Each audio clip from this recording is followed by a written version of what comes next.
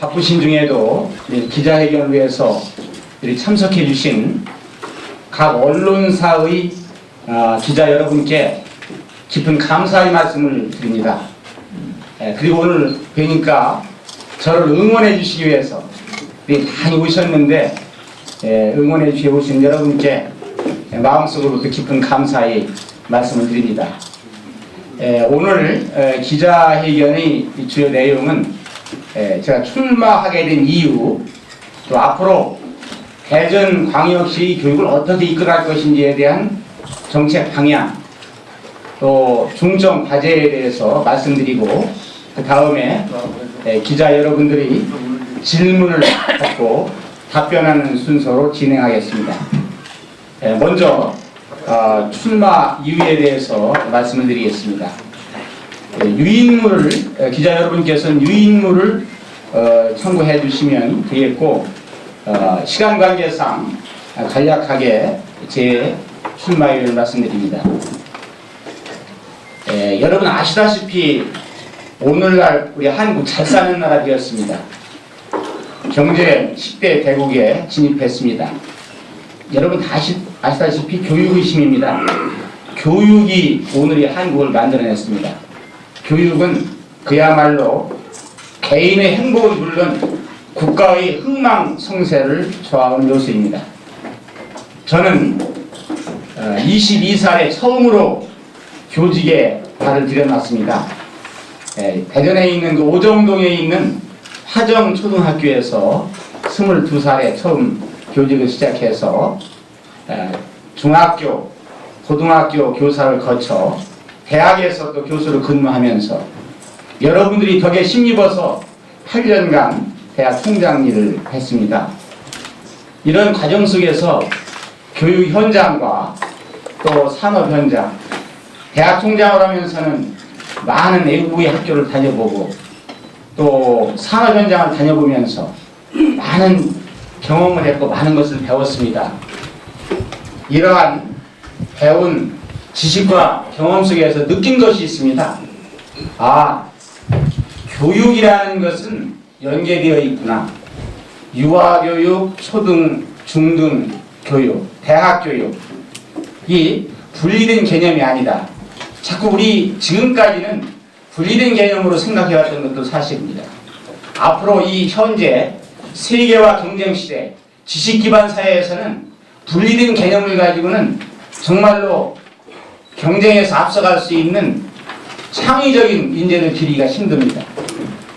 유아교육서부터 대학교육까지 연계된 개념을 가지고 교육을 시켜야 제대로 된 선진적인 그런 우리 학생들을 만들어낼 수 있는 것입니다. 그래서 저는 이번에 유아교육, 초등, 중고등 교육, 중등이죠. 대학교육을 연계하는 그러한 지식과 경험을 바탕으로 해서 대전 교육을 잘 이끌어봐야 되겠다. 우리 학생들을 세계 경쟁의 바다 어떠한 면이라도 anytime, anywhere라고 영어로 써서 미안합니다. 어느 때든지 어느 곳에서든지 앞서갈 수 있는 그런 아이들을 만들 수 있다는 그런 확고한 믿음 위에서 출마를 하게 되었습니다. 앞으로 우리 대전의 학생들 더 나아가서 우리 대전 교육을 모범으로 만들어서 우리 한국의 교육이 모든 선진 교육으로 앞서갈 수 있도록 전심전력을 다하겠습니다. 저 혼자의 힘으로 되는 건 아닙니다.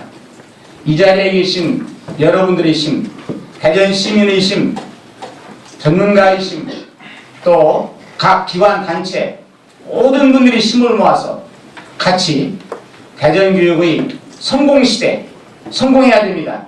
대전 교육의 성공시대를 활짝 열어가겠습니다. 대단히 감사합니다.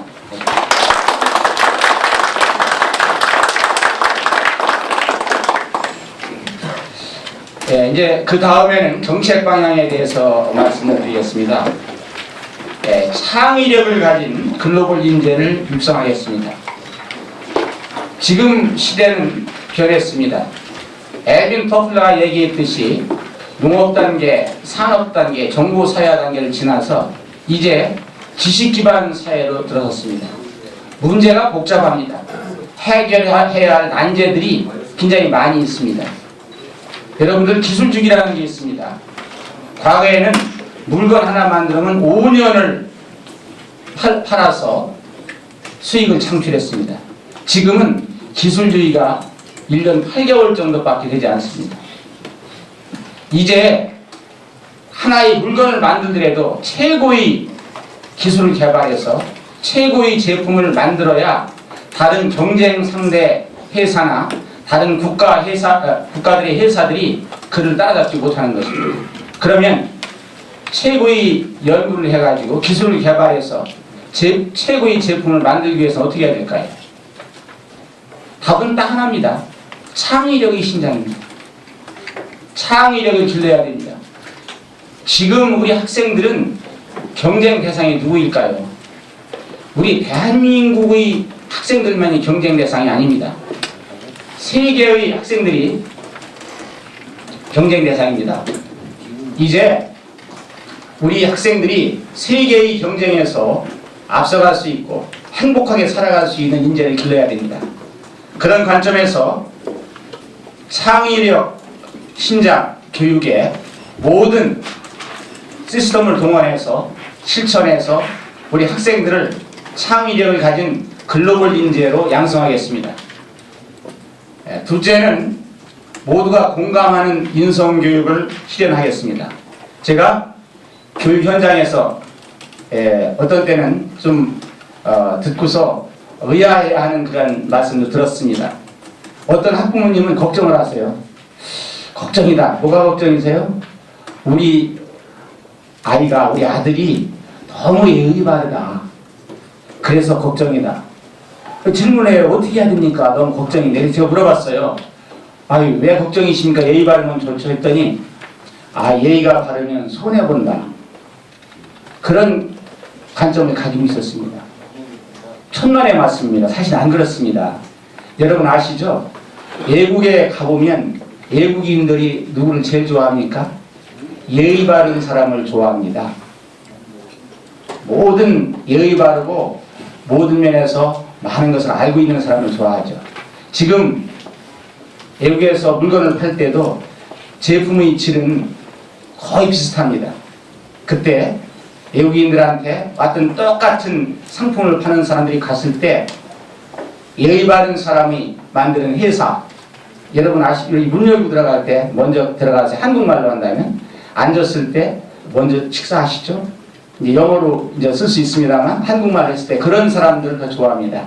즉 예의 바른 사람이 호감도를 갖고 있고 호감도가 세계 경쟁력입니다. 그게 다 어디서 나옵니까? 인성교육에서 나옵니다. 근데 인성교육하면 많은 분들이 착한 아이 길러내는 거, 물론 인성교육 속에서는 그런 착한 학생을 길러내는 것도 해당됩니다만 인성교육의 기본은요, 옳고 그름을 정확히 판단할 수 있고 불의에 항의할 수 있고 어떤 것을 지구력 있게 끈기 있게 해낼 수 있고 이런 발표를 잘할 수 있고 이런 모든 것들이 인성교육에 포함되는 것입니다. 이런 면에서 모두가 인성교육이 필요하구나 이렇게 공감하는 그런 인성교육을 하겠습니다. 인성교육을 그래서 어떻게 해야 되느냐, 정규 교육과정에 포함시키겠습니다. 말로만 해서 되는 것은 교육이 아닙니다. 제도를 만들어야 됩니다. 제도를 만들어서 실천을 해야 결과가 나오는 것입니다.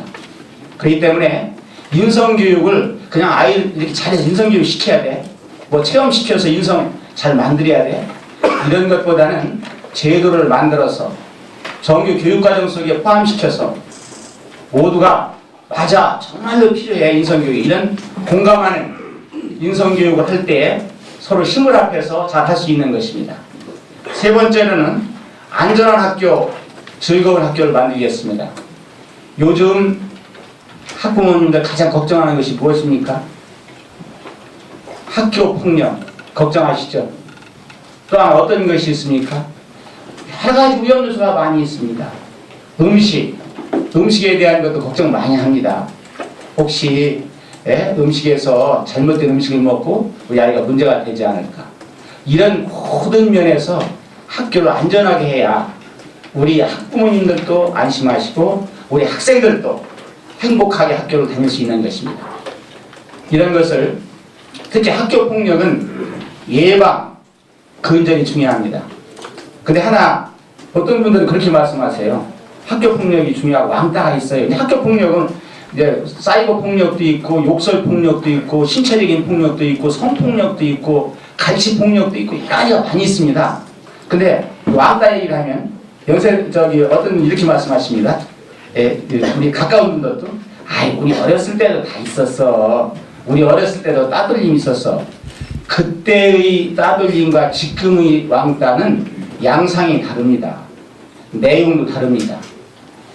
즉 가정, 학교, 국가 모든 기관이 폭력은 근절한다. 학교 폭력은 예방에서부터 근절한다. 이러한 모든 정책을 가지고서 근접해야만 폭력을 예방하고 근절할 수 있습니다. 제도적인 것이 많이 필요합니다. 그냥 하지 말아라. 사실 어떤 면에서는 가해 학생, 피해 학생이 있는 것 같지만 가해 학생도 어떻게 넓게 보면 피해 학생이 됩니다.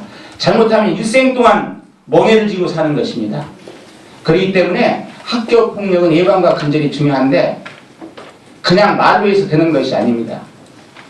실제 중요한 것은 아까 인성교육과 창의성 교육이 다 포함되는 것입니다. 인성교육 바르게 시켜보십시오. 인성교육을 시키면 어떤 현상이 일어납니까? 자연을 사랑하고 이웃을 사랑하고 어른을 공경하고 선생님을 공경하는 그런 마음이 인성교육에서 나오는 겁니다. 부모님을 공경하고 효도하고 이런 학생들은 남 괴롭히지 않습니다. 전반적인 그런 면에서 즐거운 학교 만드는 제도를 만들어야 됩니다. 또 하나는 전문 상담 교사를 활용해야 됩니다. 왜 그럴까요? 전문가는 굉장히 중요합니다. 의사분들이 전문가는 이제 사람을 고치고 병을 고치고 살리고 하지 않습니까? 똑같습니다. 전문 상담 교사 제도가 지금 부실한데 앞으로는 학교에 전문 상담 교사를 두어서 그들이 선생님들과 서로 의논하고 협의해서 아이들의 상담해서 폭력도 없애고 어려운 문제도 해결해주는 그러한 제도를 만들어서 하겠습니다. 종합적인 문제를 검토해서 즐거운 학교를 만들겠습니다. 다음에 보육에서 취업까지 진로지도가 연계되도록 하겠습니다.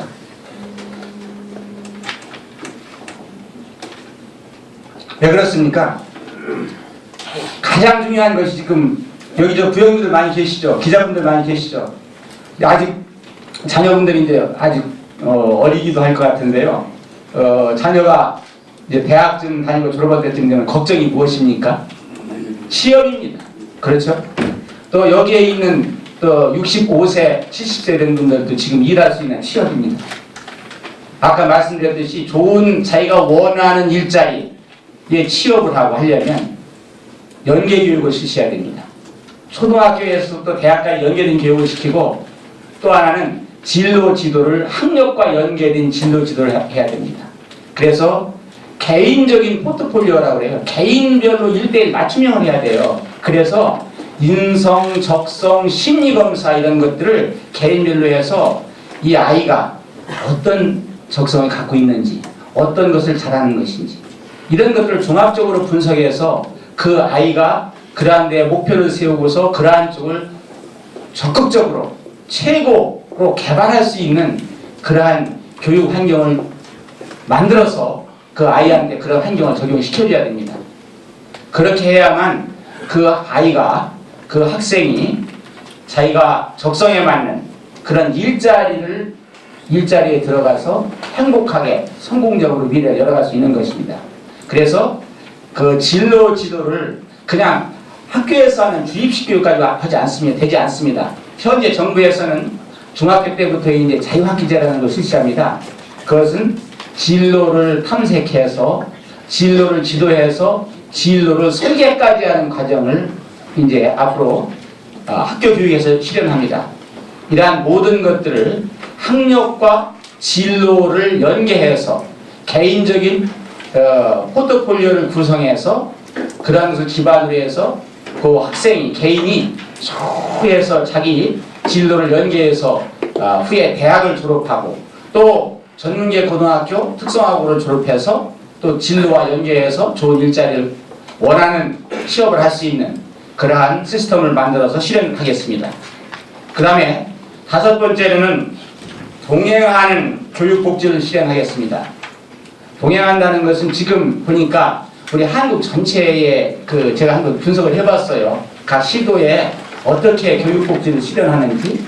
대체적으로 여러 가지 프로그램이 좀 있습니다만 주로 물질적으로 지원을 합니다. 고등학교 학생들한테 학비 지원하고 급식비를 지원하고 또 뭐 어디에는 기숙사비를 지원하고 정보에서 인터넷, 컴퓨터 구입하는 그런 것을 지원하고 하는데 물질적인 지원 가지고서는 해결하기 어렵습니다. 여기에서 동행하는 교육복지는 여러 가지 저소득층이라든지 뭐 다문화 또 탈북학생, 중도 탈락학생 여러 부류의 그런 학생들이 있죠. 이런 학생들을 사회와 연계해서 대전만 해도 뭐 종합사회복지관도 있고 여러 가지 청소년 관련 단체도 있고 많이 있지 않습니까? 이런 기관들과 연계해서 모두가 함께 노력해서 그야말로 민관 또 개인 기업 모든 기업들이 연결해서 동행하는 그래서 서로 용기를 주고 행복 프로젝트도 할 수 있죠. 용기를 주고 같이 서로 힘을 모아서 나가는 그러니까 물질적인 그러한 복지 지원과 더불어서 학교 내에서뿐 아니라 학교 밖에서 같이 모두가 힘을 합해서 동행하면서 그들한테 용기를 주고 미래의 꿈을 가지고서 힘차게 헤쳐나갈 수 있는 그런 동행하는 교육 복지를 실현하겠습니다. 다음에는 아주 중요한 거죠.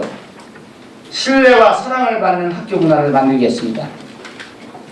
요 전에 언론기관에서 보도한 거 보니까 학교에 대한 설문조사를 한 거 만족도가 상당히 떨어지더라고요. 믿음이 떨어져요.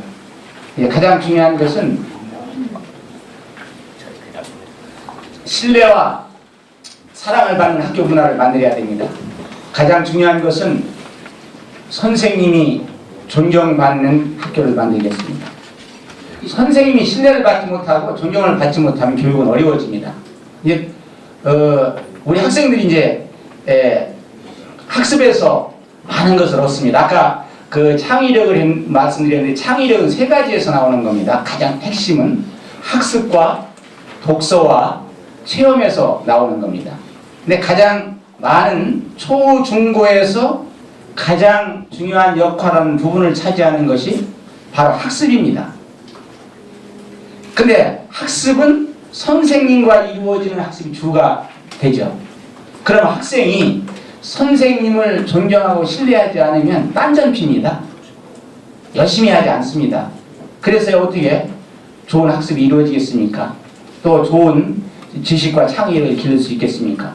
그렇기 때문에 우리 선생님이 존경받는 또 그래서 선생님들이 존경을 받으면 어떤 면이라 특히 더 보람과 긍지를 가질 수 있으시죠. 또 학생들이 사랑받는 그러한 문화를 만들겠습니다. 이때 중요한 것은 가정과 학교의 연계입니다. 학생, 교사, 학부모가 같이 서로 힘을 합하는 것입니다. 그래서 서로 소통하는 것입니다. 어려운 점이 있으면 서로 얘기하고 문제점이 있으면 서로 토론해서 그런 문제를 해결해서 선생님이 존경받고 또 우리 학생들은 사랑받는 그래서 선생님은 늘 보람과 긍지를 갖고 우리 학생들은 늘 행복한 즐거운 학교를 만들겠습니다. 그래서 결국은 신뢰와 사랑으로 아주 가득 찬 그러한 학교 문화를 만들겠습니다. 이 6가지가 제가 앞으로 교육감이 된다면 실천할 그러한 정책 방향이 되겠습니다. 시간이 좀 많이 가는 것 같은데요. 중점 과제에 대해서 9가지 간단하게 말씀드리겠습니다. 국내 최초 통합형 교육 프로그램 연구소 설립입니다. 이게 왜 필요하냐 이런 기구가 통합형 연구소 왜 필요하냐 그건 아까 말씀드렸듯이 창의력은 통합에서 나오는 것입니다. 창의력은 종합적인 것에서 나오는 것입니다. 학습과 독서와 체험과 이런 모든 것이 통합되어서 그 위에서 창의력이 싹트는 것입니다. 분리된 개념이 아닙니다. 그래서 통합연구소에서는 그러한 종합적인 창의성을 개발을 위한 교육 프로그램을 개발하고 또 여러 가지 중도 탈락 학생이라든지 그 교육에서 제발 문제가 되는 것을 연구, 개발해서 현장에 적용할 것입니다. 구성은 교과, 학교, 교과목, 또 선생님들과 또 대학에 있는 전문가들과 또 학부모 단체에 있는 분들과 여러 기관들이 합해서 통합연구소를 설립해서 서로 좋은 의견을 내서 이러한 모든 문제를 해결하도록 하겠습니다. 그 다음에 학력평가 방법을 개선합니다. 지금의 학력평가는 주로 지식 위주, 교과 위주의 평가입니다. 앞으로 그러한 학력평가를 개선해야만 모든 학력을 제대로 평가할 수 있습니다. 지금 대학에 가면요, 입학사정관제라는 걸 합니다. 그게 이제 종합적인 그러한 학력평가의 관점에서 접근하는 것이 입학사정관제입니다. 이런 관점에서 현재의 그 학력평가 방법을 개선해서 학생들이 모든 면에서 자기 적성과 재능을 활용할 수 있는 또 그러한 평가 방법을 만들어서 실현하겠습니다. 그 다음에 안전하고 즐거운 교육 환경을 조성을 위한 학교 안전 클리닉을 설치하겠습니다. 제 생각으로는 지금 동부와 서부에 학교 안전 클리닉을 1개소씩 설치할 계획입니다. 그래서 그 속에서 아까 학교 폭력 또 각종 우회 요소가 있는데 이런 것들을 치유하는 프로그램, 예방하는 프로그램들을 개발 운영할 것입니다. 또 폭력 예방과 근절을 위해서 전문 상담교사를 활용하고 또 각 분야별로 전문가를 초청해서 학교 안전위원회를 구성해서 아주 적어도 대전에 있는 학교만큼은 우리 학교만큼은 정말로 안전한 학교, 마음 놓고 우리 학생들이 즐거운 마음으로 다닐 수 있는 학교, 아주 운동장에서 기운차게 활기차게 뛰놀 수 있는 학교, 이런 학교를 만들겠습니다. 또 중요한 것이 네 번째는 유아교육 확대 및 공교육적 유아교육을 실현한다고 했습니다. 이제 육아 어린이집이 있고 유치원이 있고 이제 초등학교 쪽 일이 가지 않습니까? 유아나 이러한 교육도 지금 타가의 개념, 아이들 바뀌는 거야, 이런 개념으로 보는데 그 개념을 벗어나려고 합니다. 유아교육서부터 교육의 개념으로, 타가의 개념을 교육의 개념으로 봐야 됩니다. 그래서 지금 사립 유치원 이런 모든 그런 유아교육 기관들이 있는데 이런 유아교육의 기관 모든 교육을 공교육적인 차원에서 국가가 하여튼 모든 시스템을 같이 지원도 하고 한다는 그러한 차원에서 유아교육을 실시하도록 하겠습니다.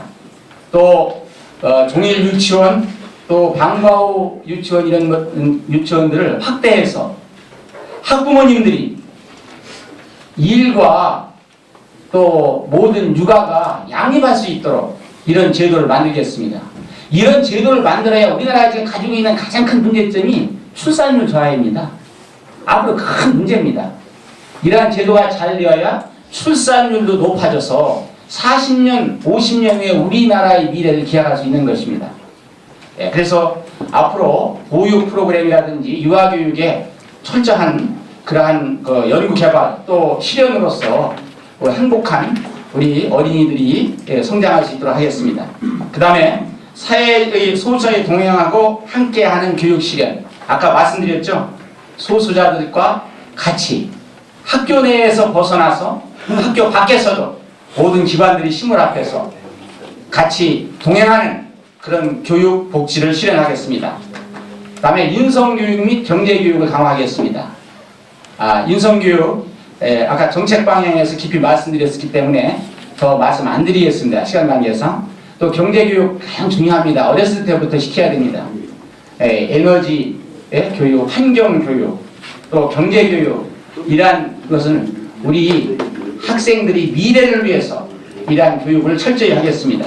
그 다음에 연계교육, 초중고, 유아 초중고 교육을 연계해서 학력과 진로 지도를 연계해서 우리 학생들이 미래를 열어가겠습니다. 또 하나는 전문계 고등학교 학생들은 또 필요한 경우에는 직장도 가지만 대학을 지나가는 학생들을 위해서, 또 대학을 졸업하고 직장을 잡은 우리 학생들을 위해서 동일계 전형이 있습니다. 동일계 전형을 확대하는 방향을 하겠습니다. 그리고 일반계 고등학교 우리 학생들을 위해서는 궁금해해요. 고등학교에 진로 지도 교사와 대학의 입학관리 전문 교수가 있습니다. 연계해가지고 고등학교 현장에 가서 그런 설명회를 해서 학부모님들이나 또 학교 당국이나 우리 학생들이 그 내용을 훤히 알고 자기가 아주 올바르고 바르게 적정하게 대학을 선택하고 학과를 선택할 수 있는 이러한 총체적인 연계교육을 실현하겠습니다. 그 다음에 방과 후 학교 활성화를 하겠습니다. 방과 후 학교 굉장히 중요합니다. 방과 후 학교에서는 정규 교과에서 할 수 없었던 자기 적성과 재능을 기를 수 있는 그러한 모든 과목을 갖다 하는 겁니다. 그래서 결국은 동아리 활동, 특별 활동도 방과 후 학교와 연결시켜서 현장 교육에 굉장히 도움이 되는 그러한 교육을 실현하겠습니다. 왜냐하면 방과 후 학교에서 창의성이 길러집니다. 제가 외국에 이렇게 다녀보면 그 오스트레일리아도 그 고든 교수라는 분이 그 오스트레일리아 호주에서 최고의 과학자인데 제가 깜짝 놀랐습니다. 그 학교 협약을 체결하고 밤에 배 선상에서 그 리셉션을 하는데 최고의 과학자가요, 기타, 피아노, 성악 최고입니다. 근데 제가 거기서만 느낀 게 아닙니다. 다른 나라 갈 때도 과학자들이 음악적인 재능, 예술적인 재능이 뛰어납니다. 거기에 답이 있습니다. 그 속에서 과학적인 역량이 길러지는 것입니다.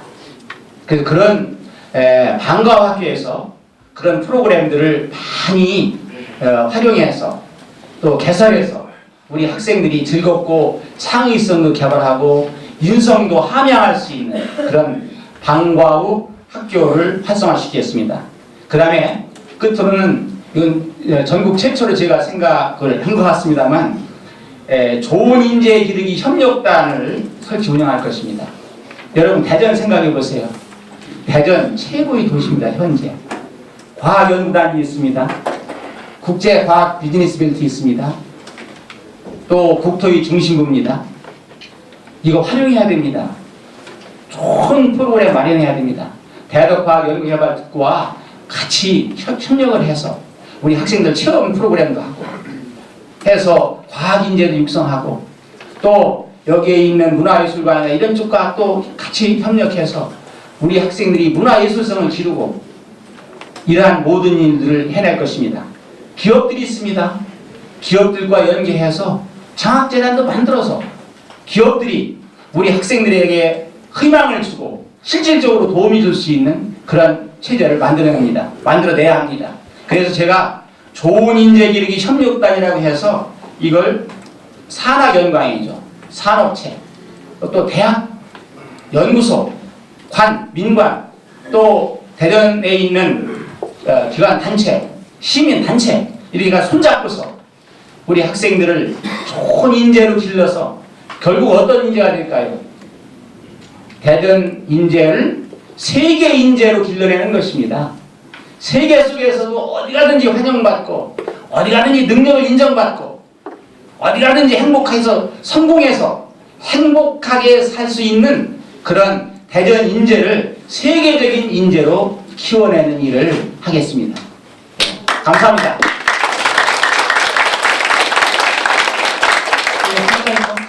두 가지만 예. 하겠습니다. 지금 말씀 잘 들었는데요.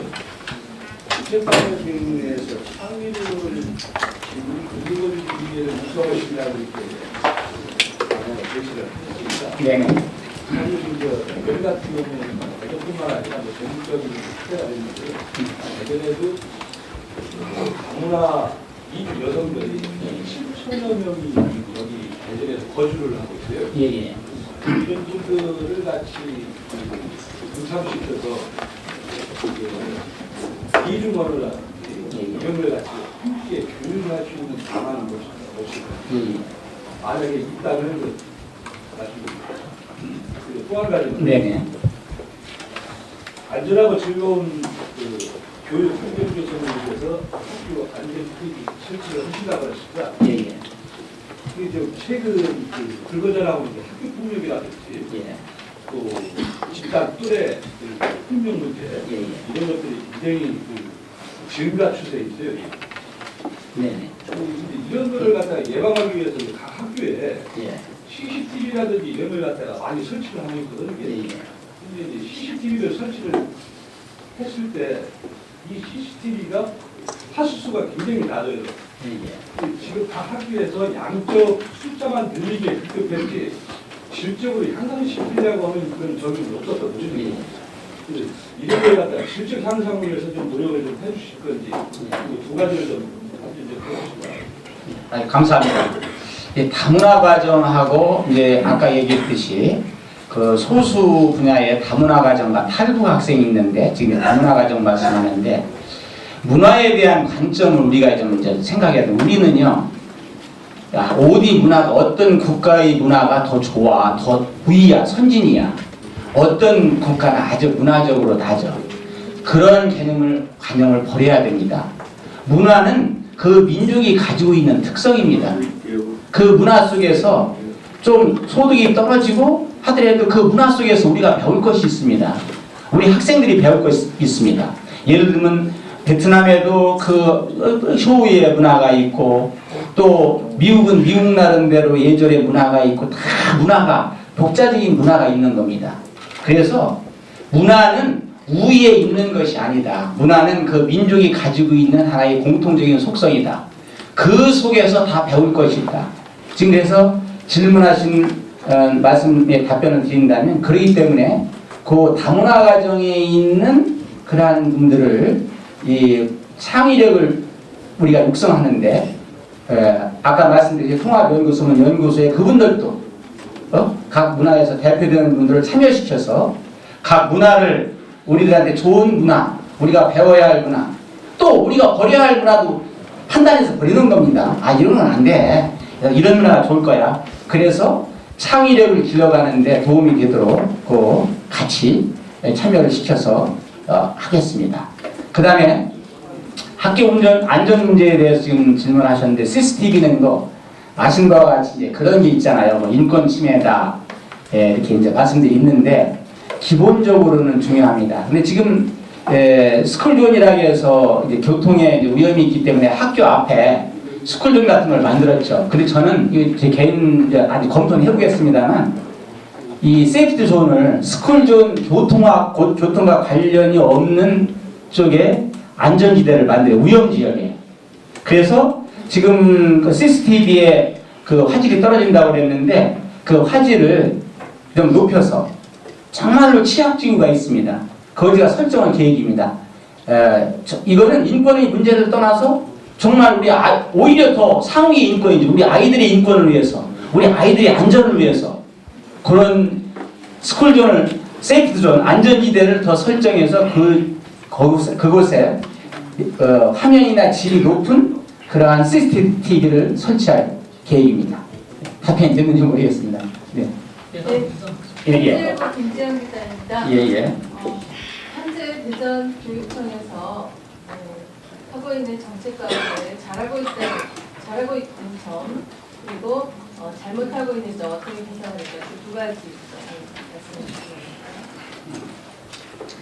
주시면 우리 대전교육청 제가 볼 때는 굉장히 그동안에 노력하고 또 열심히 한 거로 교육자의 한 사람으로서 그렇게 생각을 하고 있습니다.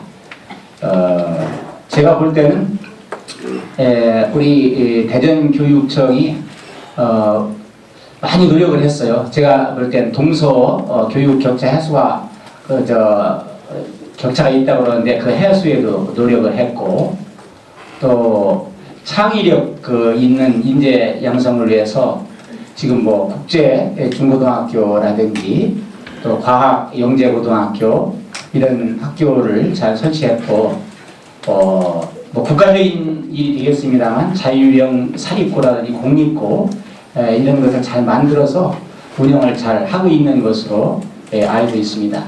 근데 제가 보기로는 이제 좀 문제점이 있다면 전국적인 문제가 되겠습니다만 중도 탈락 학생의 비율이 좀 높다 들었습니다. 그래서 이제 학교 부적응 우리 학생들이죠. 이제 그런 학생들을 위한 이제 대안학교라든지 이런 제도를 더 구체화시켜서 우리 그 부적응 학생 또 학습 결손이 있는 그런 학생들 또 중도 탈락 학생들이 그들이 재능과 적성 이제 흔히 얘기하는 말씀으로는 꿈과 끼를 발휘해서 그들도 공교육 쪽에서 아주 성공적으로 행복하게 살아갈 수 있는 그러한 미래를 만들어주는 것이 필요하다고 생각합니다. 네. 후보님을 그냥 크게 보면 보수 쪽으로 봐도 괜찮잖아요. 그냥 보수님 뭐 나온다 그러면. 예. 그런데 이제 진보 쪽 분들은 뭐 사회 지역 연대를 해 있고 또 여기 대장에 나오신 최양소 후보님도 완전 후보님하고 방향을 편하게 대해서 말씀하셨는데 뭐 적게는 공중교대 출신 후보를 분류되는 최진동 위원장하고 교육장님 크게는 보수 쪽 분들하고 후보분들하고 좀 이렇게 좀 발의를 좀 해야 할 생각이 드는데 저는 이제 지금 여기상 민감한 문제를 말씀하셨는데 저는 교육뿐 아니라요 한국에서 없어져야 할 것이 진보와 보수의 구분입니다. 제 개인 소견은 그렇습니다. 지금 이 세상이 경쟁 시대고 서로 힘을 합해서 좋은 정책을 개발해서 서로 노력해도 부족한 겁니다. 여러분 다 아시지 않습니까? 지금 90년대까지만 해도 우리가 뭐 했는데 지금 2000년 넘어서서 정말로 세계는 너무 무섭게 경쟁을 벌이고 있습니다. 저는 애당스럽습니다만 제가 기업을 제일 많이 다녀본 저는 기업 뭐 말레이시아 인도 어디 기업 많이 다녀봤습니다. 정말 무섭습니다. 그들이 노력하는 거 경쟁을 보면 저는 그런 생각을 합니다. 10년 15년 후에 과연 지금 우리가 누리는 행복을 우리 아이들이 누릴 수 있을 것인가 그런 걱정도 듭니다. 교육자의 한 사람으로서 지금 이럴 때가 아니다. 정말 우리 국민이 우리 학생을 교육자시키고 기술 개발하고 연구해서 정말 똘똘 뭉쳐서 정말 이렇게 글로벌화 시켜야 되는 그러한 시대다. 그래서 제 생각으로는 지금 말씀하셨는데 진보 보수가 자꾸 우리 왜냐하면 이제 이해를 합니다. 지금 뭐 충분히 질의하신 것도 하는데 진보 보수의 구분이 있는 것이 자꾸 어떤 때는 좀 아이고 이거 자꾸 이런 거로 갈등을 일으켜서는 안 되는데 특히 이제 답변입니다. 제가 교육에서는 진보 보수 없어야 됩니다. 정말로 저는 제가 무슨 일이 있더라도 제가 가지고 있는 것은 저 개인의 무엇을 하는 게 아닙니다.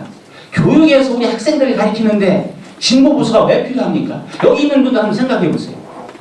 지금 어떻게 교육 내용과 교육 방법을 어떻게 만들어서 우리 아이들을 10년, 15년, 20년 후에 예측 불가능한 세상에서 성공해서 행복하게 살아갈 수 있도록 해야 되는데 왜 진보 보수를 가지고서 쓸데없는 시간을 낭비하고 그거로 갈등을 조성하느냐? 맞습니다. 그런 생각입니다. 그래서 이제 기자님이 질문하셨는데 저 말씀을 드리는 거는 그래서 저는 진보와 보수 그 자체에 대한 것하고 한다면 정말 우리가 생각하는 진보 보수의 개념이 아니고요. 우리는 진보해야 되겠죠. 누구든지. 진보하지 않고서 머물러 있으면 발전하겠습니까? 미래? 그래서 제가 볼 때는 저에 있어서는 진보 보수를 구분하지 않고 또 그냥 진군한다. 저는 그리고 어느 경우가 있든지 끝까지 간다.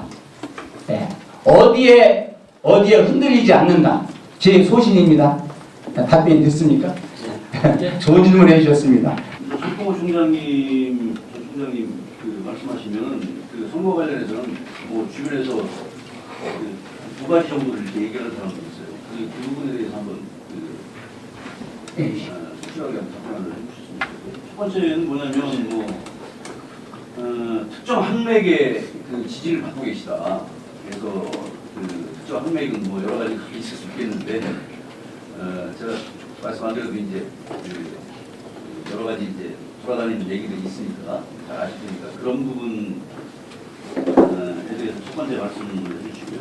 그다음에 두 번째는 설 총장님 주변에 그 학교에 이러저러한 그뭐 물품 같은 거를 납품하는 사람들 이 주변에 있는 걸로 알고 있어요. 그래서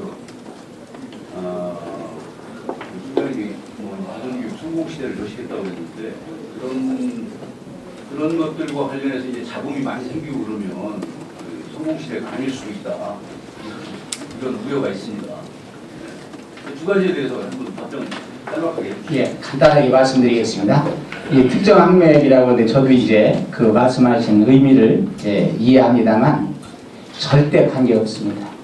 아까 진보 보수의 개념과 비슷한 개념인데 항상 특정 학맥 관련된 인사 문제도 있고 여러 가지들이 있겠죠. 저는 전혀 좌우하지 않습니다. 항상 어떤 면에서도 공정하고 공평하게 능률을 보고 모든 면에서요 바르게 그렇게 인사서부터 모든 행정, 집행, 업무 추진까지 항상 공정하게 하고 가장 중요한 것이 무엇이겠습니까? 공익을 위해서 하는 것입니다. 개인을 생각해서는 절대 안 됩니다.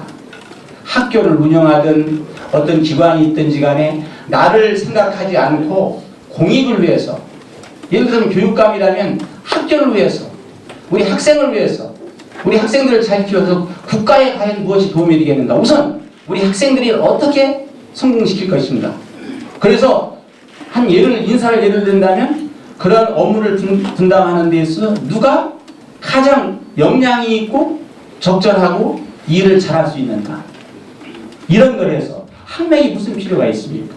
출신이 무슨 필요가 있습니까? 또 어떤 다른 것은 좌우하지 않습니다.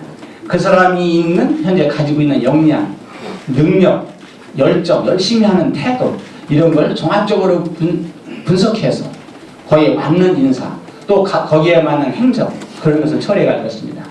두 번째는 예를 들어서 어떤 기관이든지 마찬가지입니다. 어떤 기관이든지 업무를 집행하게 되면 여러 가지 물품이나 뭐 이런 것들 다 필요하겠죠. 건물 세우는데 또 필요하고 뭐 하는데 운영에 필요하겠죠. 가장 중요한 것은 말씀했듯이 항상 공정하게 공평하게 기관의 이익이 되게 국가의 이익이 되게 하는 것입니다. 만약에 문제가 생긴다면 본인이 책임져야 되죠. 근데 중요한 건 뭡니까? 문제가 생기지 않도록 균형 감각을 가지고 바르고 올바르게 만약에 불필요한 것 오해받을 일이 있으면 단호하게 자르고 그렇게 해야 됩니다.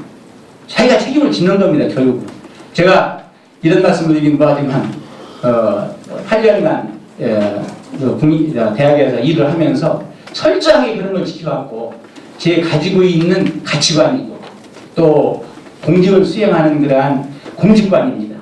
앞으로도 그런 면에서는 전혀 염려 안 하셔도 될 겁니다.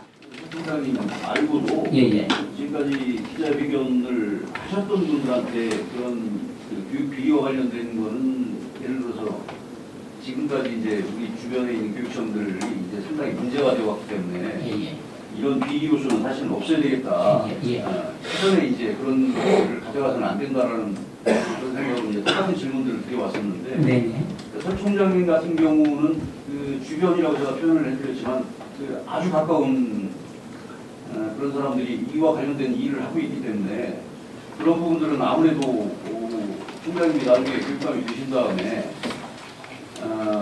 다음에 이제 아무리 하려고 하더라도 그런 것들은 나중에 문제가 생기는 소리가 충분히 있다. 그래서 그냥 그렇게만 표현하고 계시는 거는 제가 보기에는 너무 원론적인 말씀만 하신 거 아닌가 그런 생각이 들어서 그러는데 그런 부분들에 대해서는 정리가 필요하다고 생각하지 않으신가요? 하여튼 제가 보는 관점은 그 예를 들어서 어떤 뭐 여러 사람 뭐 누군 모르겠어요. 내적으로는 모르겠는데 여하튼간에 아까 말씀했듯이 전혀 문제가 없다. 예. 어떤 경우에 그리고 어떤 경우에 문제가 발생하면 결과적으로 본인이 다 책임지는 거죠. 관련자가. 예?